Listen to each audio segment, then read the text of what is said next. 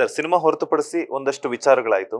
So ಹುಟ್ತಾ ಅಣ್ಣ ತಮ್ಮಂದಿರು ಬೆಳೆಯುತ್ತಾ ದಾಯಾದಿಗಳು ಅನ್ನುವಂತಹ ಹಿರಿಯರು ಹೇಳಿರುವಂತಹ ಮಾತಿದೆ. ಸೊ ಅದೇ ರೀತಿಯಂತಹ ಈಗ ಕರ್ನಾಟಕ ಜನತೆಯಲ್ಲಿ ಒಂದಷ್ಟು ಗೊಂದಲಗಳು ಇದೆ. ಸೊ ದಿನಕರ್ ಅವರಾಗಿರ್ಬೋದು, ದರ್ಶನ್ ಅವರು ಮನಸ್ತಾಪ ಬಂತು, ಅದಾದ್ಮೇಲೆ ದೂರ ಆದ್ರು ಅಂತ ಹೇಳ್ಬಿಟ್ಟು. ಬಟ್ ಅದೆಲ್ಲಾನು ಈಗ ಈ ಒಂದು ವಿಚಾರ ನಡೆದ್ಮೇಲಂತೂ ಎಲ್ರಿಗೂ ಕ್ಲಾರಿಫಿಕೇಶನ್ ಸಿಕ್ಕಾಗಿದೆ. ಅದ್ರ ಬಗ್ಗೆ ನೀವು ಮೌನ ಮುರಿಯೋದಾದ್ರೆ? ಕ್ಲಾರಿಫಿಕೇಶನ್ ಎಲ್ರಿಗೂ ಸಿಕ್ಕಾಯ್ತು ಅಂದ್ಮೇಲೆ ಇನ್ನೇನು ಸರ್ ಹೇಳೋದು. ಹೌದು, ಈಗ ಅಣ್ಣ ತಮ್ಮ ಅಂದಾಗ ಸಣ್ಣ ಪುಟ್ಟ ಮಿಸ್ಅಂಡರ್ಸ್ಟ್ಯಾಂಡಿಂಗ್ಸ್ ಬರುತ್ತೆ. ನಾನೇನೋ ಮಾಡಿರೋದು ಅವ್ನಿಗೆ ಇಷ್ಟ ಆಗಿರಲ್ಲ, ಇಲ್ಲ ಅವನೇನೋ ಮಾಡಿರೋದು ನನಗೆ ಇಷ್ಟ ಆಗಿರಲ್ಲ.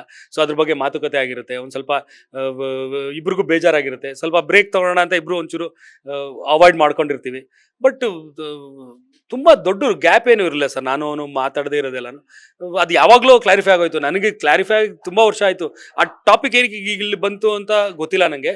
ಮೋಸ್ಟ್ಲಿ ಹೌದು ಇರ್ಬೋದು, ಯಾಕಂದರೆ ಪಬ್ಲಿಕ್ ಅಪಿಯರೆನ್ಸಲ್ಲಿ ಇಬ್ಬರು ಜೊತೆಲಿ ಎಲ್ಲೂ ಕಾಣಿಸ್ಕೊಳ್ದೇ ಇರೋದ್ರಿಂದ ನಿಮ್ಗಳಿಗೂ ಅದು ಅನಿಸಿರ್ಬೋದು. ಸೊ ಅದು ನಾನು ತಪ್ಪು ಅಂತ ಹೇಳಲ್ಲ. ಯಾಕಂದರೆ ಒಬ್ಬೊಬ್ಬರ ಬಗ್ಗೆ ಇಂಟ್ರೆಸ್ಟ್ ಇದ್ದಾಗ ಅವ್ರ ಬಗ್ಗೆ ಅವ್ರು ಅಬ್ಸರ್ವ್ ಮಾಡಿದಾಗ ಅವ್ರಿಗೆ ಏನು ಕಾಣುತ್ತೆ ಅದು ಅಸಂಪ್ಷನ್ಗೆ ಬರ್ತಾರೆ. ಸೊ ಆ ರೀತಿಲಿ ನೀವುಗಳು ಆ ಅಸಂಪ್ಷನ್ಗೆ ಬಂದಿರ್ಬೋದು, ಏನೋ ಇಬ್ಬರ ಮಧ್ಯದಲ್ಲಿ ಏನೂ ಇಲ್ಲ ಅಂತ. ಸೊ ಈಗ ಇಬ್ಬರು ಜೊತೆಲಿರೋದು ನೀವೇ ನೋಡಿದ್ರ, ಸೊ ನಿಮಗೆ ಅದು ಕ್ಲಾರಿಫೈ ಆಯಿತು.